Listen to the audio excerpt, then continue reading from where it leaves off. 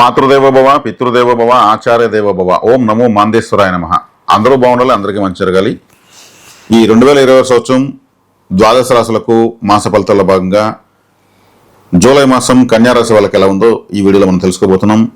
కన్యారాశికి రాశ్యాధిపతి దశమ స్థానంలో స్వస్థానంలో ఉన్నాడు, ఇది చాలా మంచిది. అదేవిధంగా లాభస్థానంలో గురువు ఉన్నాడు. రవిగ్రహం వ్యయాధిపతి దశమ భాగ్యస్థానాల మీదుగా సంచారం చేస్తున్నాడు. వ్యయ స్థానంలో ద్వితీయాధిపతి వ్యయంలో ఉన్నాడు, కేతు వ్యయంలో ఉన్నాడు. 6వ ఇంట్లో రాహువు, 7వ ఇంట్లో శనేశ్వరుడు. ఇక్కడ చెప్పాలంటే భాగ్యస్థానంలో కుజుడు ఉన్నాడు. ఒక కుజుడు తప్ప మిగతా అన్ని గ్రహాలు బాగున్నాయని చెప్పొచ్చు. కుజుడు అష్టమాధిపతి కాబట్టి అష్టమాధిపతి బలం పెరిగి భాగ్యంలోకి వచ్చి వ్యయస్థానం చూస్తున్నాడు. అదొకటి తప్ప మిగతా అన్నీ బాగున్నాయి. దానికి కూడా మీరు సుబ్రహ్మణ్య ఆరాధన చేసుకోవడము, ఎరుపు రంగు ఆహారం దానం చేయడము, ఎర్రని వస్త్రాన్ని దానం చేయడము మంచిది. కందిపప్పుతో చేసినటువంటి అన్నాన్ని కూడా మీరు కందిపప్పుతో సాంబార్తో చేసినటువంటి అన్నాన్ని 10 మందికి పెట్టచ్చు, మంచిది. మంగళవారం రోజు పెడితే మంచిది. ఇతరులతో తీసుకుంటే అన్ని గ్రహాలు బాగున్నాయి. శని ఆల్రెడీ మీకు మంచి శ్రమ పెట్టి ఫలితాన్ని ఇస్తున్నాడు. ఈ రాశి శని మంచివాడే. రాహు కూడా 6వ ఇంట్లో దిగ్బలాన్ని పొంది చక్కగా మీకు మీ చేసే ప్రయత్నాలను సక్సెస్ చేస్తున్నాడు. గురువు లాభంలోకి వచ్చినప్పటికీ మీకు విశేషంగా ధనయోగం అనేది పెరిగింది.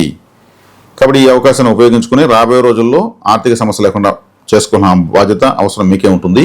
12వ స్థానంలో శుక్రకేతులు ఉన్నారు. మీకు ఫారెన్ వెళ్ళే ఛాన్స్ ఏదైనా ఉంటే మీరు హ్యాపీగా వెళ్ళొచ్చు.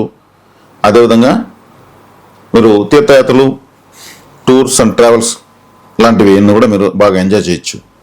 అదేవిధంగా కూడా 9వ స్థానంలో కుజున్నాడు కాబట్టి తండ్రికి 9వ స్థానంలో తండ్రిని అర్థం.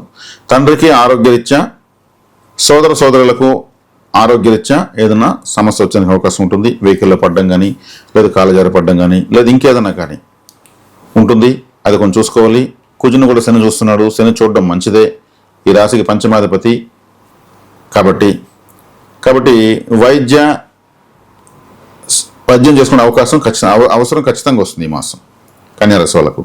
అది తప్ప పెద్ద అశుభ ఫలితాలు ఏం లేవు. అన్ని శుభ ఫలితాలు ఎక్కువ ఉన్నాయి. చాలా పొజిషన్లో ఉన్నాయి గ్రహాలు. చెప్పాలంటే ఉన్న రాశుల్లో కల్లా మంచి గ్రహస్థితి ఉన్నటువంటి రాశుల్లో అతి తక్కువ రాశుల్లో కన్యారాశి ఒకటి. వీళ్ళకి కడుపుకు సంబంధించి స్కిన్ రిలేటెడ్ సంబంధించి సమస్యలు ఉంటాయి. కాబట్టి వాటిని చక్కగా ఎప్పటికప్పుడు చూసుకోవాలి.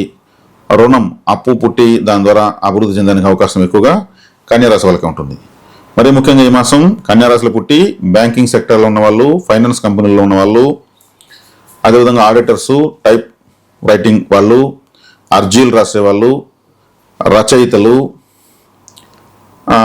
సిఏ చేసిన వాళ్ళు, సిఏ చదువుకుంటున్న వాళ్ళు, ఈ సంబంధించినటువంటి వృత్తి ఉద్యోగ వ్యాపారాలు ఉన్న వాళ్ళందరికీ బాగుంటుంది.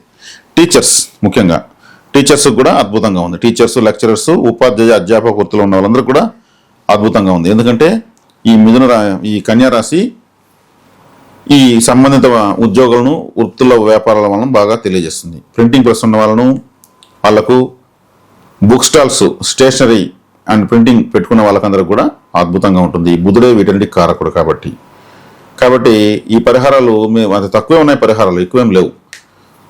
ఒక సుబ్రహ్మణ్య ఆరాధన చేసుకోవడము, ఎరుపు రంగు ఆహారం దానం చేయడం తప్ప ఇతరత్ర అయితే ఏమీ లేదు. వ్యయ స్థానంలో శుక్రుడు ఉన్నాడు. శుక్రుడు వ్యయ స్థానంలో చాలా మంచిది. కాబట్టి కాస్త నిద్రాభంగం ఉంటుంది, కానీ అది పెద్ద విషయం ఏం కాదు. దాన్ని మనం పెద్ద దోషంగా తీసుకుని పరిహారాలు చేసే అవసరం కూడా ఏం లేదు.